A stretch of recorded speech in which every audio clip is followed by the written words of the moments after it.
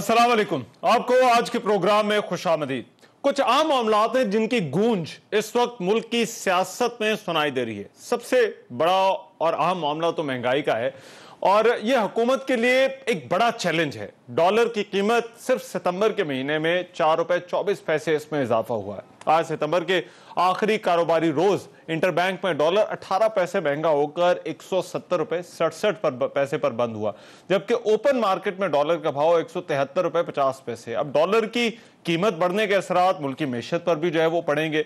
दूसरी तरफ इतलात ये भी हैं कि आने वाले दिनों में बिजली और पेट्रोल की कीमतों में भी जो है वो इजाफा हो सकता है। वज़ीर आज़म ने आज एक तकरीब से खिताब किया और उन्होंने इस बढ़ती हुई महंगाई की जो वजह है उसको कोरोना करार दिया और उनका यह कहना था कि महंगाई में इजाफा पूरी दुनिया में हुआ है और उन्होंने यह भी यकीन दिलाया कि वो इस पर जल्द ही काबू पा लेंगे। ये जो सीपैक है इसकी जो रफ्तार है वो इंशाल्लाह तेज होगी। बीच में हमें मसले आए और जिस तरह मैंने कहा कि कोरोना की वजह से बड़े मसले आए, सप्लाई चेन सारी इफेक्ट हो गई, दुनिया में कमोडिटी प्राइसेस ऊपर चली गई हैं। तो ये जो कीमतें बढ़ी हैं वो इसलिए कि कोरोना की वजह से सप्लाई चेन्स इफेक्ट हुई। सारी दुनिया में कमोडिटी प्राइसेस, खाने पीने की चीज़ों की कीमतें बढ़ गई। तो ये आर्जी तौर पे है। इंशाअल्लाह सीपैक के भी प्रोजेक्ट्स तेज हो जाएंगे और हमें ये जो भी आर्जी तौर पे मुश्किल पड़ी हुई है महंगाई की, ये भी इंशाअल्लाह नीचे आ जाएगी। वज़ीर आज़म ने सीपैक मंसूबों पर काम के हवाले से कहा कि कुछ मसाइल है लेकिन अब सीपैक पर तेजी से काम जारी है। अपोजिशन बढ़ती हुई महंगाई की जो वजह वज़ीर आज़म दे रहे हैं उसको मानने से इनकार कर रही है और वो हुकूमत की बद इंतजामी और नाअहली को इसकी वजह करार दे रही है। सीपैक के मामले पर भी हुकूमती बयानात पर अपोजिशन तनकीद कर रही है। आप FIA को कहते हैं कि मैं इन्वेस्टिगेशन करूंगा। मैं दावत दे चुका हूं आपको कई दफा कि 4 साल होने को है, ये चौथा साल आपका जा रहा है। 3200 अरब रुपए की हमने डेवलपमेंट की है। निकालिए किसी मंसूबे के अंदर कि हमने 32 पैसे उसमें कमीशन खाया है। 29 अरब डॉलर के सीपैक के मंसूबे लगे हैं, निकालिए उसमें 29 सेंट हमने कोई कमीशन खाया है। झूठ झूठ झूठ, इल्जाम इल्जाम इल्जाम, बोहतान बोहतान बोहतान। इसीलिए आपकी हुकूमत नहुसत के अंदर घिरी हुई है और हमें फख्र है कि 4 साल हो गए हैं हुकूमत सवाए झूठे इल्जामात के एक पैसे की करप्शन साबित नहीं कर सकी, क्योंकि हमने ट्रांसपेरेंट तरीके से ये तरक्की की है। मुस्लिम लीग नून और PDM महंगाई के खिलाफ तहरीक शुरू कर रहे हैं। महंगाई के खिलाफ मुल्क गिर मुजाहरे भी होंगे। पिछले 2.5 महीनों में तकरीबन 18 रुपए की डिवैल्यूएशन हुई है। अगले 6 माह में महंगाई की सुनामी आने वाली है। आगे से आगे जो है वो महंगाई बढ़ती जा रही है। पेट्रोल की कीमत इन्होंने पिछले दिनों 5 रुपए बढ़ाई है, उससे जो है वो महंगाई जो है वो बढ़ी है। अब अगर और बढ़ाएंगे तो उससे और ज़्यादा जो है वो लोगों की ज़िंदगी जो है वो मुश्किल हो जाएगी। इस वक्त महंगाई की वजह से लोगों का जो है वो 2 वक्त की रोटी जो है वो लोगों के लिए जेन्युइन नहीं, यानी लोग इस वक्त बहुत मुश्किलात का शिकार हैं। डॉलर जो है वो अब आज तो वो 170 क्रॉस करके 172 पे चला गया है। मन जो है ये बिल्कुल एब्सोल्युटली नॉट गवर्नमेंट है। ये क्या वाकई महंगाई बढ़ने की वजह कोरोना है? क्या वजीर आजम का बयान दुरुस्त है? और फिर ये जिस सीपैक का मामला आ रहा है, इस मामले पर सियासत कौन कर रहा है? इस पर जो है वो आज के प्रोग्राम में जो है वो बात होगी। दूसरा मामला जिसकी बात हो रही है मुल्क की सियासत में, वो मुस्लिम लीग नून के बयानिए का है, जिस पर नून लीग की क़यादत अभी भी वजाहत उसको वाज़ेह करने की कोशिशों में मसरूफ है। मुस्लिम लीग नून की नायब सदर मरियम नवाज ने आज कहा कि कन्फ्यूजन दूसरी तरफ से फैलाई जाती है। नून लीग में कुछ ऐसे लोग हैं जो हमसे और हम उनसे डर रहे हैं। आज भी वोट की भी ताकत है, बयानिए की ताकत है, खिदमत की ताकत है, हर चीज की जो ताकत है उसका आपके मुस्लिम लीग नून के मुखालिफों को इदराक है। अगर नहीं इदराक तो मुस्लिम लीग नून को इदराक, क्योंकि मुस्लिम लीग नून में आज भी हम में से कुछ लोग ऐसे हैं कि जो हमसे डर रहे हैं, हम उनसे डर रहे हैं।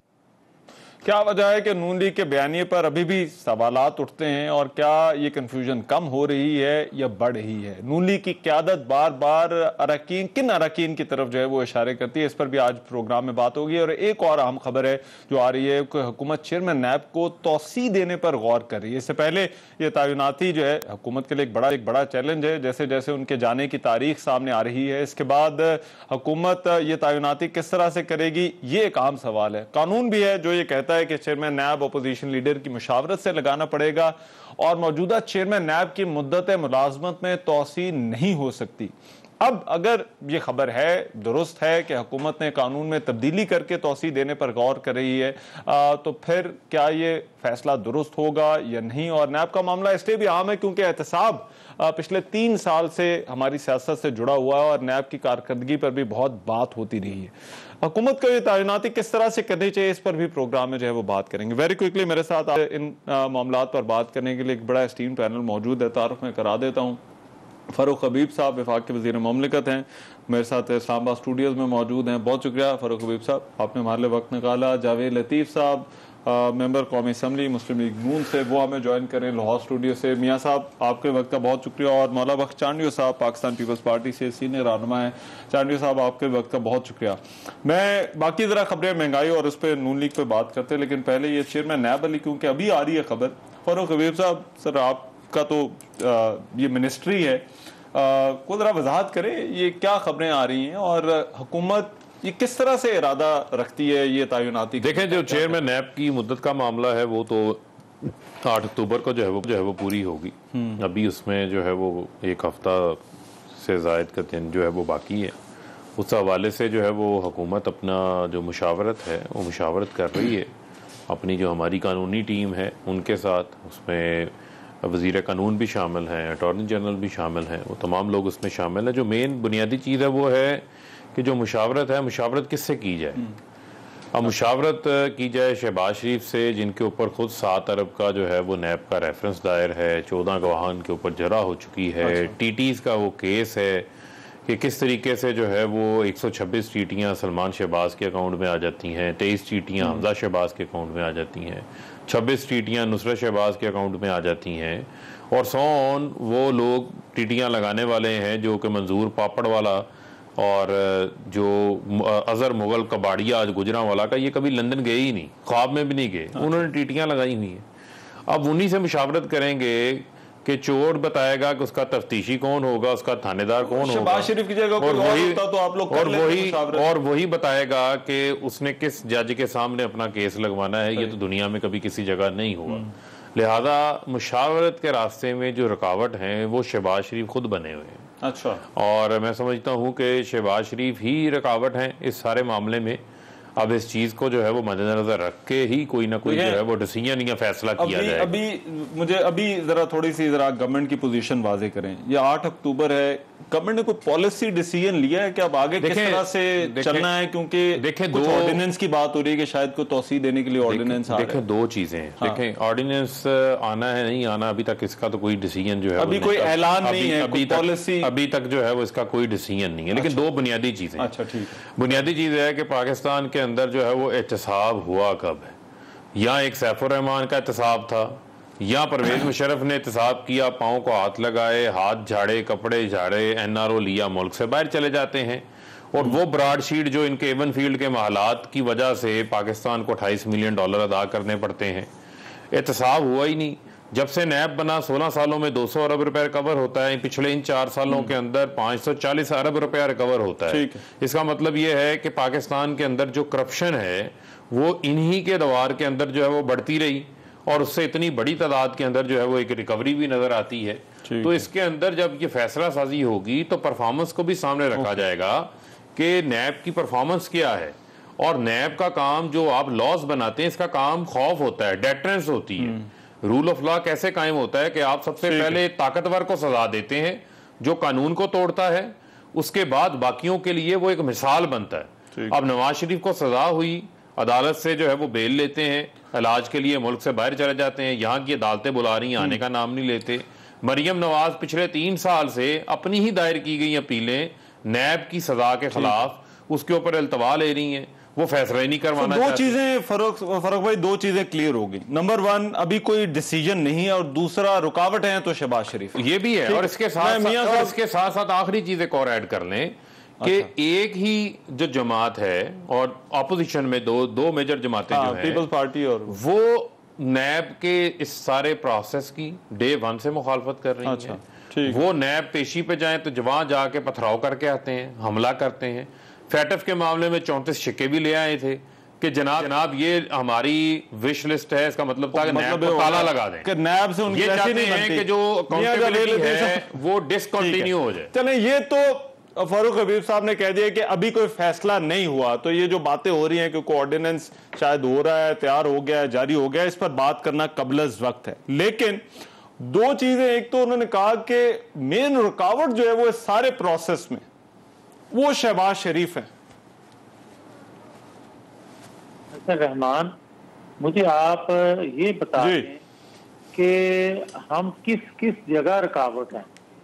हम इत्तेसाब में रुकावट हैं, हम पाकिस्तान का जो रुपया गिर रहा है उसमें रुकावट नहीं बन सके, हम पाकिस्तान में जो महंगाई आए रोज बढ़ रही है हम उसमें रुकावट नहीं बन सके, हम कौन सी आप सफारती तन्हाई का शिकार हो गए हैं, हम रुकावट नहीं बन सके।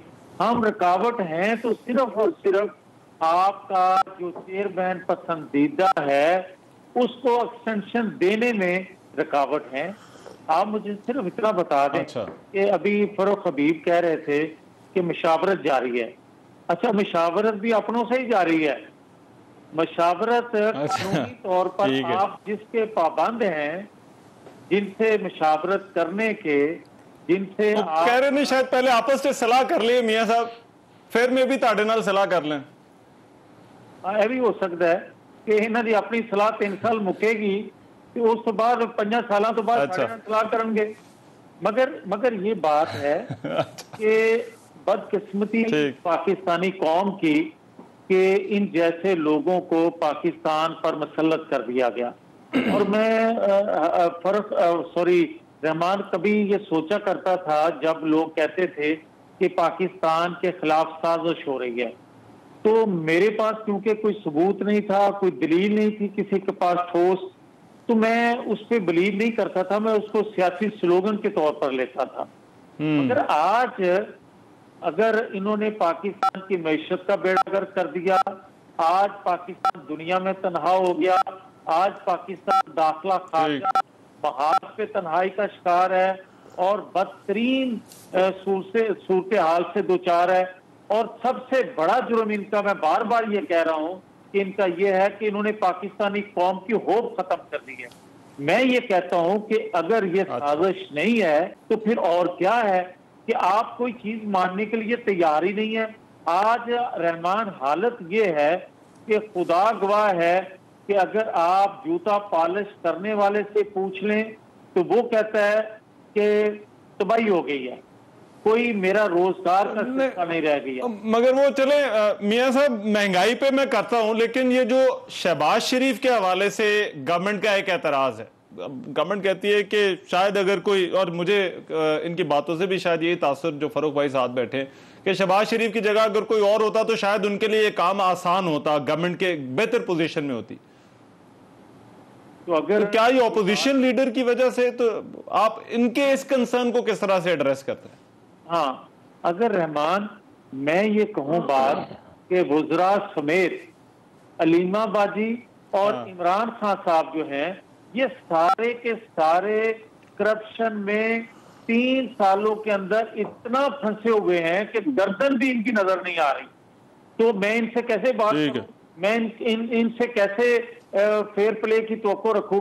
अगर मैं अभी ये बात कर रहे थे रिकवरी का कि एक मेरिट उनका ये भी बनता है एक्सटेंशन का कि नैब के चेयरमैन के दौर में रिकवरी कितनी, जो ये फिगर दे रहे हैं मुझे सिर्फ इतना बता दें कि वो फिगर है किधर, किस खाते में जमा हुई है, किस बैंक में जमा हुई है, किस शेयर में जमा हुई है, आप मुझे ये तो बता दें। आप दुनिया को पागल कर रहे हैं। आपने पाकिस्तानी का तो बेड़ा किया, पाकिस्तान के अदारों का दुनिया में मजाक उड़ाया, दुनिया आपके अदारों पर उंगलियां उठा रही है और आप बड़ा ढिठाई से कह रहे हो कि जनाब हमने बड़ा चले मैं जरा मियां साहब एक मिनट दें जरा, मैं ये चांडियो साहब से भी दे रहा। चांडियो साहब आप बड़े सीनियर पॉलिटिशियन है सर, कोई रहनुमाई करें हुकूमत की।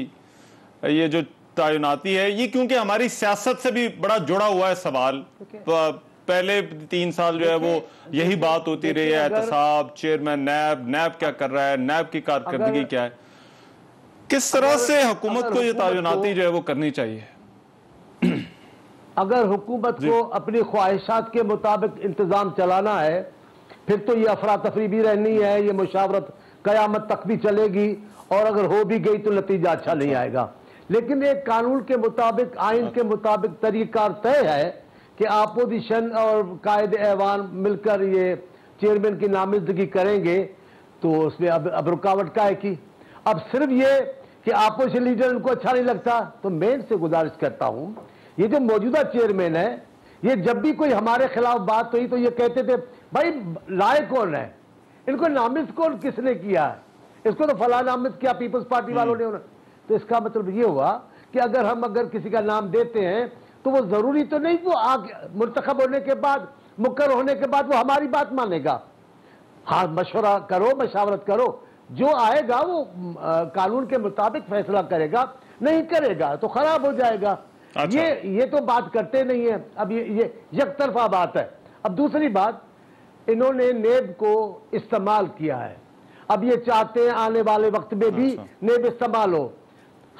मेरी पार्टी केसेस है, लेकिन हम कब फरार हुए हैं एहतसाब से, आप बताएं, एक दिन बताएं कोई हम नेब के केसेस में नहीं गए। हमारे तो बच्चों को रुसवा किया गया। मेरे कायद की बेटी कोर्ट के बाहर खड़ी रही अपने वालिद के लिए। आज आपको एक मजे वाला वाकया बता रहा हूं जो शायद आपने नहीं सुना होगा। मोहतरमा फरियाल बीबी, उनकी पेशी थी, नेब वाले भूल गए, वो अपनी पेशी पर आई और इस्लामाबाद पे उतरी, कोई लेने वाला नहीं था, खुद अपनी गाड़ी में पहुंच गई, जनाब मुझे आप लेने नहीं आए हो, मैं तो गिरफ्तार हूं, नेब की पेशी पे आई। तो जब अपोजिशन इसका रवैया इतना जिम्मेदाराना हो अपने इदारों की तरफ, एहतसाब की तरफ, मगर सही चांडियो साहब आपने ये कहा कि कानून के मुताबिक होनी चाहिए। अब देखिए मुझे एक चीज बताइए कि अगर हुकूमत कानून को ही बदलने का इरादा कर ले कि कानून जो है वो उसकी जगह आ जाए या उसमें तौसी हो या उसके अंदर जो है वो तैनाती के लिए मुशावरत जरूरी नहीं है, तो क्या फिर ठीक होगी? ठीक है, फिर काबिल कबूल होगी। वो अपनी ताकत के अपने कबूलियत की तो बात नहीं, कबूलियत की बात वो होगी जो आइन की बात होगी, जो कानून की बात होगी, जो अवाम की बेहतरी में होगा, जो एहतसाब होगा। लेकिन अगर कानून बदल दे, जैसे आपने कहा अभी, बदल क्या सकता है? जियाउल हक ने पूरा कानून तब्दील कर दिया, जियाउल हक ने काले को सफेद कर दिया, फिर वक्त ने उसको कबूल किया। आज कहां है जियाउल हक? कौन देता है मिसाल जियाउल हक के?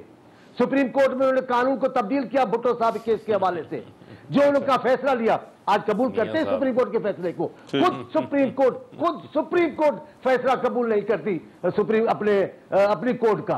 तो लिहाजा इनको अगर करवा मुंह करे तो बर्दाश्त करे, इनको बड़ी ताकत है असेंबली में, आइन के मुताबिक करे, कोई भी अपोजिशन लीडर हो, लेकिन जो बन के आएगा वो तो कानून के मुताबिक। मैं एक ब्रेक ले रहा हूं, जरा ब्रेक के बाद वापस ये जो दूसरे 2 इश्यूज हैं। अच्छा सर अगर इजाजत दें, मैं एक ब्रेक पर जा रहा हूं, मैं ब्रेक के बाद आकर जो है वो बात कुछ मजीद करते हैं, महंगाई वाला इशू और मुस्लिम लीग नून के बयानी वाला इशू। ये 2 इश्यूज हैं जिन पर ब्रेक के बाद बात होगी।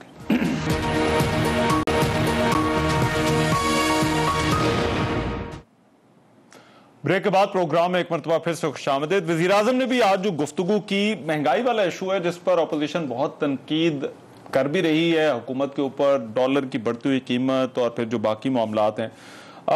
चांडियो साहब, आज वज़ीर आज़म ने जो तकरीर की, उन्होंने कहा कि एक तो ये, और ये बात हम पहले भी, हुकूमत जो है वो ये अपना मौक़िफ़ दे चुकी है कि ये महंगाई पूरी दुनिया में बढ़ी, लेकिन आज वज़ीर आज़म ने कहा कि ये महंगाई की जो वजह है वो कोरोना भी है और ये हालात बड़े मुश्किल हैं।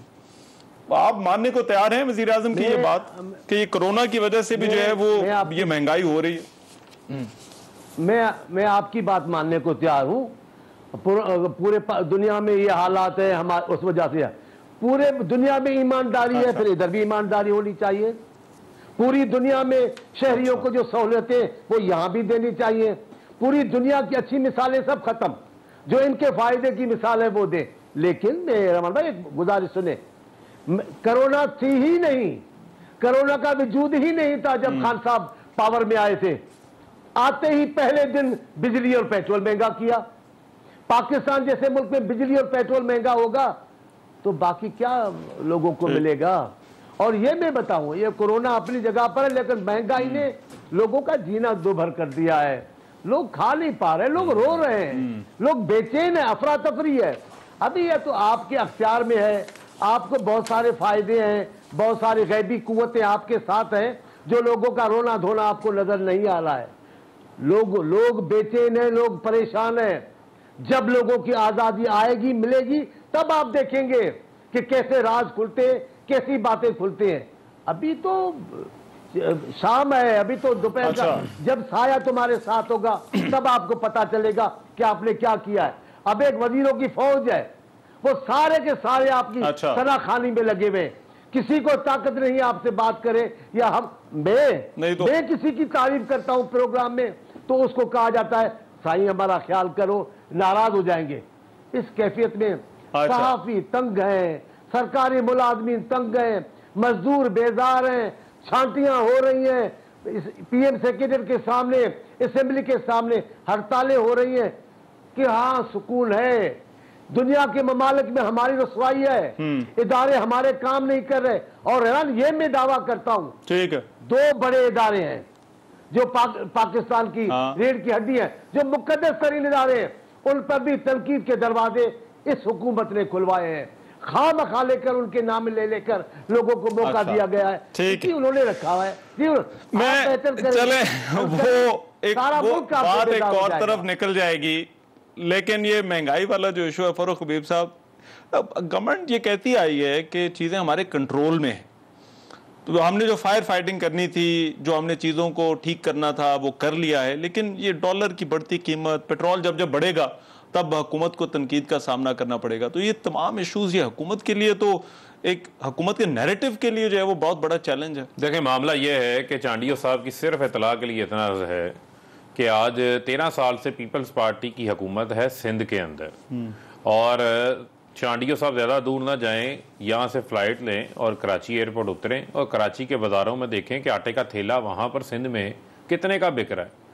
अब कीमतों को कंट्रोल करना जो है वो सूबाई हुकूमतों की भी जिम्मेदारी है। अच्छा, आज अगर पंजाब में आटे का थैला जो है वो 1100 रुपये में बिक रहा है, उसकी वजह यह है कि 1950 रुपये में सरकारी गंदम जो है वो मिल्स को फराहम की जा रही है।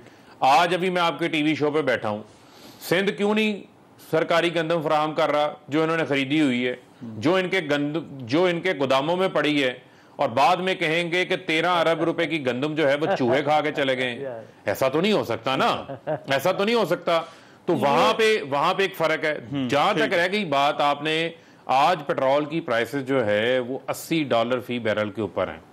आज गैस की कीमतों में जो LNG की गैस है वो आपकी $32 पर MMBTU के ऊपर जो है वो पहुंच चुकी है। आज आप देखें कि आपकी गैस की कीमतों में होशरबा इजाफा हुआ इंटरनेशनली। अच्छा, इसी तरीके से आपकी जो कोयले की कीमतें, जो तवानाई का सोर्स है, 200% उसके अंदर इजाफा हो चुका है। अच्छा, सिर्फ एक माह में, पिछले 1 माह में कोयले में और गैस की कीमतों में आलमी सतह पे 30% इजाफा हुआ।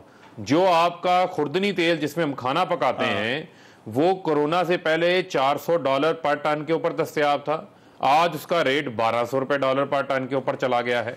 तो आप इनको 2 चीजों में कह रहे हैं, एक आपका ये कह रहे हैं कि ये अपने दौर में पेट्रोल के ऊपर, सुन लें, ये अपने दौर में पेट्रोल के ऊपर 17 रुपए सेल्स टैक्स रिसीव करते थे। इसी तरीके से जो है वो बड़ी तादाद के अंदर पेट्रोलियम लेवी लेते थे। अच्छा, आज हुकूमत सेल्स टैक्स को भी कम करके 11 रुपए पे ले आई। अच्छा, पेट्रोलियम लेवी को भी कम करके 5 रुपए के ऊपर ले आए। 2 चीजें सुन लेना, हम पूरी जो दुनिया में पेट्रोल की कीमतों में 80% इजाफा हुआ, हमने 20% पास ऑन की। 70% दालें, आप रहमान साहब ये देखें, ज़रूरी मुल्क होने के नाते 70% दालें हम बाहर से इंपोर्ट करते हैं खाने पीने की। तो ये 30 साल क्या सोए रहे? इन्होंने पाकिस्तान की जमीन को काबिल काश्त क्यों नहीं बनाया, पैदावार को क्यों नहीं बढ़ाया, जिसके ऊपर आज फूड सिक्योरिटी पे हम फोकस कर रहे हैं। आज जैतून का गढ़ पाकिस्तान को जो है मौजूदा हुकूमत बना रही है। 1 अरब रुपया हमने इसमें बजट में रखा है। आप चकवाल से लेके आप मोहम्मद तक चले जाएं, साउथ वजीरिस्तान चले जाएं, बलोचिस्तान चले जाएं, ये तो जैतून की काश्त को हम जो है वो परवान चढ़ा रहे हैं। आज हम दो पाकिस्तान की कोस्टल बेल्ट के अंदर सुन लें सर, दो नहीं, मैं ऑल्टरनेट मैं आपके आर्गुमेंट की बात कर रहा हूं। आप ये कह रहे हैं कि जो अशियाए खुर्दोनोश है वो कंट्रोल करना इनका काम है। देखे सुन लेना, मैं आपको बता रहा हूं कि हम क्या इकदाम ले रहे हैं। जो वज़ीर आज़म साहब ने कहा ना महंगाई को हम कंट्रोल कर लेंगे, हम फूड सिक्योरिटी के ऊपर फोकस कर रहे हैं, हम उसके लिए इकदाम ले रहे हैं। पाकिस्तान की 22 करोड़ जमीन है, उसमें से 5 करोड़ काबिले काश्त है, बाकी काबिले काश्त नहीं है। आज हम उसको प्रायोरिटी लेकर आए हैं, उसको काबिले काश्त बनाने की कोशिश कर रहे हैं। आज हम जमीन की पैदावार जो गंदम की 25 मन 30 मन एवरेज है उसको बढ़ाने की जो है वो हम कोशिश कर रहे हैं। आज आपकी जो कॉटन की पैदावार, जहां पर इन्होंने जाकर अपनी शुगर मिलें लगा ली, रहीम यार खान में, मुजफ्फरगढ़ में, वहां पर कॉटन की पैदावार कम हो गई थी, 6 मिलियन बेल्स के ऊपर आ गई थी, आज हम उसे 10 मिलियन बेल्स के ऊपर ले गए। आज आप देखें मामला ये, यहां बैठ के बड़ा आसान काम है, आप मायूसी फैलाते रहे, खुद तो सारी दौलत इनकी लंदन में पड़ी हुई है। आज पूरी दुनिया में महंगाई, आज लंदन में पेट्रोल की पंपों पे लाइनें लगी हुई हैं। आप अभी यूएस से आए हैं, आप वहां से ऑब्जर्व करके आए हैं, पूरी दुनिया में महंगाई बेकाबू हुई है, पाकिस्तान में कोई अनोखी नहीं है। और मैं ये भी चैलेंज करने लगा हूं, ये मुझे फैक्ट चेक करके बताएं। मैं आपको बता रहा हूं यूएन की फूड एंड एग्रीकल्चर ऑर्गेनाइजेशन की रिपोर्ट कि दुनिया में पिछले 10 साल की तारीखी महंगाई हुई है। और मैंने डेटा देखा 2013 से 2018 में आलमी सतह के ऊपर ना खुर्दनी तेल में, ना शुगर में, ना गंदम में 5 साल की दौरे हुकूमत में कीमतों में इजाफा नहीं हुआ। कोरोना की वजह से सप्लाईज जो है डिस्टर्ब हो चुकी हैं, पूरी दुनिया में महंगाई हुई। देखिए, दो आर्गुमेंट हो गए मियां जावेद लतीफ साहब। एक तो जो अशियाए खुर्दोनोश, उन्होंने कहा कि ये तो कंट्रोल करना सूबाई हुकूमतों का काम है, लेकिन दूसरा जो आर्गुमेंट ये है, उन्होंने कहा कि अभी भी पाकिस्तान में दुनिया के मुकाबले में जो है वो बाकी जगहों से कीमतें अशियाए खुर्दोनोश हों या बाकी कीमतें पेट्रोल वगैरह भी ये कम है। आप सर महंगाई का बड़ा गिला कर रहे थे, ये आपने अब उन्होंने पूरी फहरिस्त आपको जो है वो आपके सामने रखी है फर्रुख हबीब साहब ने।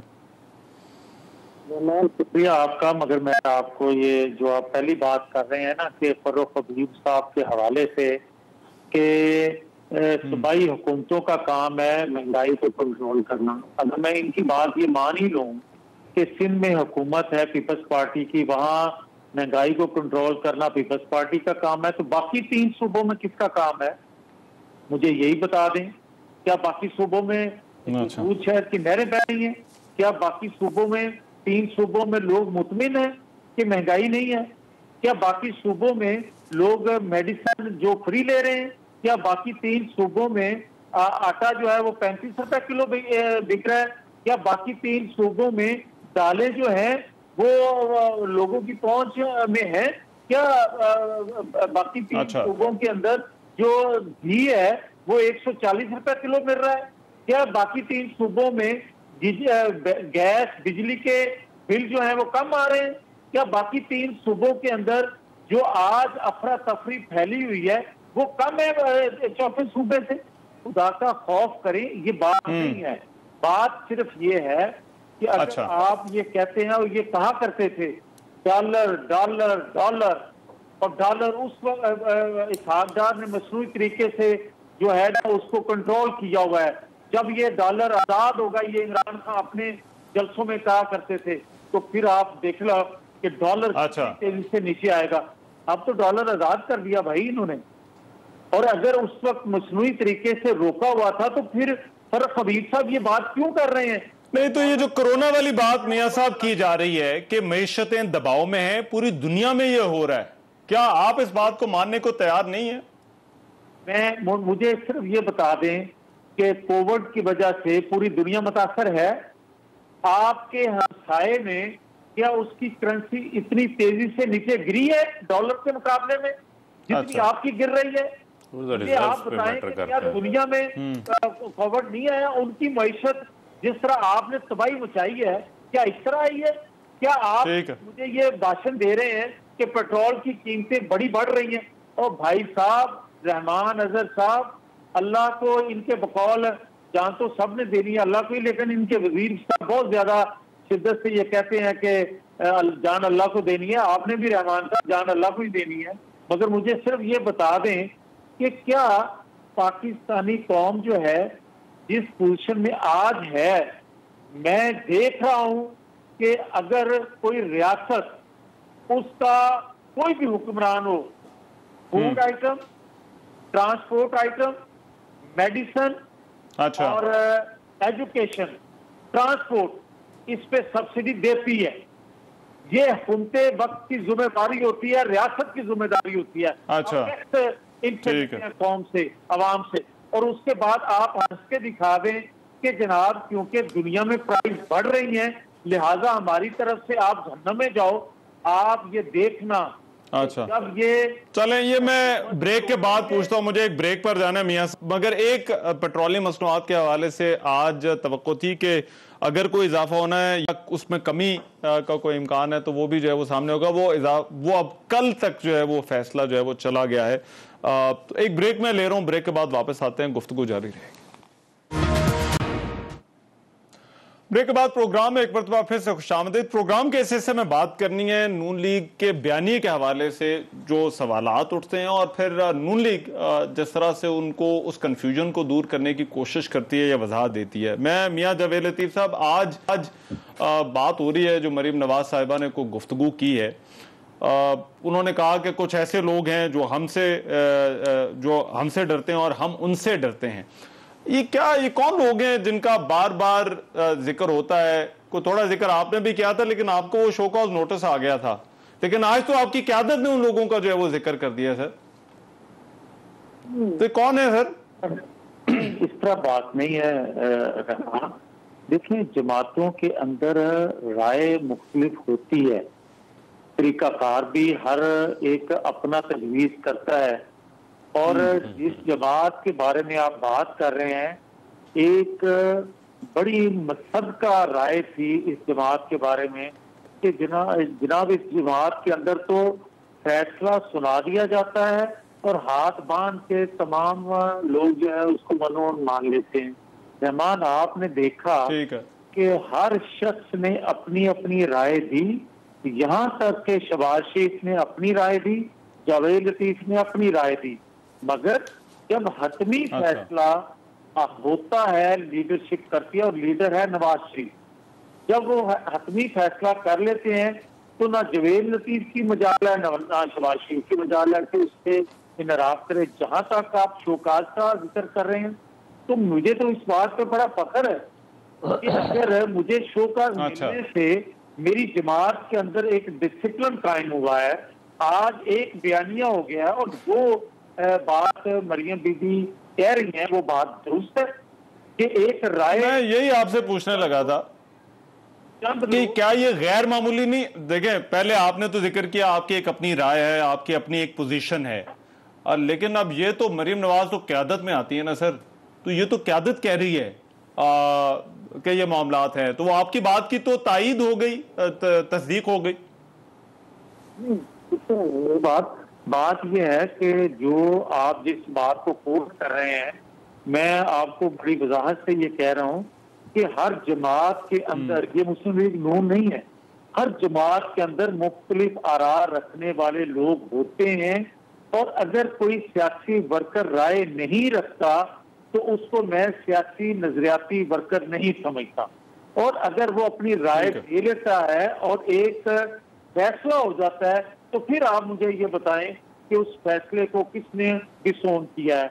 इसलिए आज बड़ी वजाहत से ये बात उस डिविजनल कन्वेंशन में तय होगी। आखिरी ये पंजाब का डिवीजन था जिसकी आज मीटिंग थी, उसमें आज वाज़ेह तौर पे तमाम कंसेंसस हो गया कि हम आइन कानून की बालादस्ती चाहते हैं, हम पार्लियामेंट की बालादस्ती चाहते हैं। इस पर किसी तौर पर भी हम कंप्रोमाइज नहीं करेंगे, भले जितनी बड़ी कुर्बानी इसके लिए हमें देनी पड़े हम वो देने के लिए तैयार हो जाएंगे। मगर इस आरा है, कंफ्यूजन कोई नहीं है। ठीक है, मैं फरूख हबीब साहब और चांडियो साहब से भी जरा ये पूछता हूँ, ये सियासी बयानियों की जहाँ पर बात आती है कि हुकूमत को फिर ये 2 मुस्लिम लीगें 3 मुस्लिम लीगें क्यों नजर आ रही हैं, लेकिन एक मुख्तसर सी बात।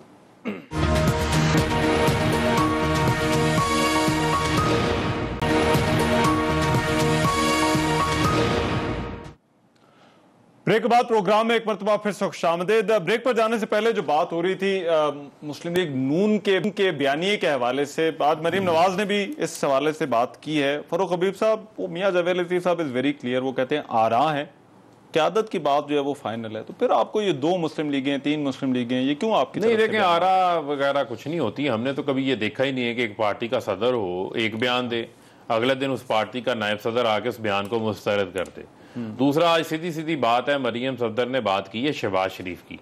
अच्छा, उन्होंने नाम नहीं लिया, लेकिन उन्होंने बात जो है वो शहबाज शरीफ ये जिस बात उन्होंने जो की है, जो हम डरते हैं, हम उनसे, वो हमसे डरते हैं और हम उनसे डरते हैं। अच्छा, और जो भी बयान दिया उन्होंने वो सारा आपके सामने, टीवी चलाता रहा है उसे, और ओपनली मीडिया के ऊपर वो आया है, वो शहबाज शरीफ का नाम ले रही थी। अब मसला ये है कि नून से जो है वो मीम और शीम की जो लड़ाई है वो तो अब मीडिया के ऊपर आ चुकी है, और जो इनके धड़े हैं वो भी ज़ाहिर हो गए।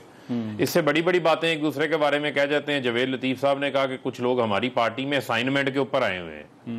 अब वोट को 102 वाले कहते हैं जी हमारी पार्टी में असाइनमेंट पे आए हैं, तो बजाय जावेद लतीफ से पूछते कौन से लोग असाइनमेंट पे हैं, अच्छा। उन्होंने जावेद लतीफ साहब को ही असाइनमेंट दे दी है, शो काज नोटिस पकड़ा दिया है। अच्छा। कि आपने जो है वो ऐसी बात क्यों की है, आप ऐसी बात ना करते। वो तो अब उनकी बातों का ऐसा लग रहा है कि उनकी बातों की क़यादत जो है, उनकी बातों को तस्लीम कर ये है, ये एक मामला पार्लियामेंट में तय हो गया। अच्छा। पूरी पार्लियामेंट उसे इंडोर्स कर देती है। ये मोहतरमा अलहदा ही सोचते हैं। वो कहते हैं मैं तो पता नहीं उस मुस्लिम लीग में थी नहीं। अब मुझे लगता है कि वो मुस्लिम लीग नून भी नहीं, वो मुस्लिम लीग मीम चाहती हैं, नाम ही चेंज कर दें मुस्लिम लीग नून का भी। अब ठीक है, मियां साहब को कहें आप बाहर बैठे हैं और आप की बजाय मैं अपने नाम के ऊपर जो है वो मुस्लिम लीग रजिस्टर्ड करवा लेती हूँ यहाँ पे, और अगले रोज हमजा आके कहते हैं नहीं जी सबका फैसला शामिल था। तो ये इनकी जमात जो है वो शदीद कंफ्यूजन का शिकार है, और अब इनको ये बताना चाहिए कि इनकी क़यादत है कौन, ठीक है, क़यादत कर कौन रहा है, ये नहीं समझ आ रही। चांडियो साहब, पीडीएम के दिनों की बातें हैं, आप लोगों को भी ऐसी कंफ्यूजन नजर आती थी। ये जो हुकूमत के सवालात हैं, मुस्लिम लीग नून की वजाहतें हैं, इसको आप सर किस तरह से देखते हैं? यार तो भाई साहब एक सेकंड, मैं आपके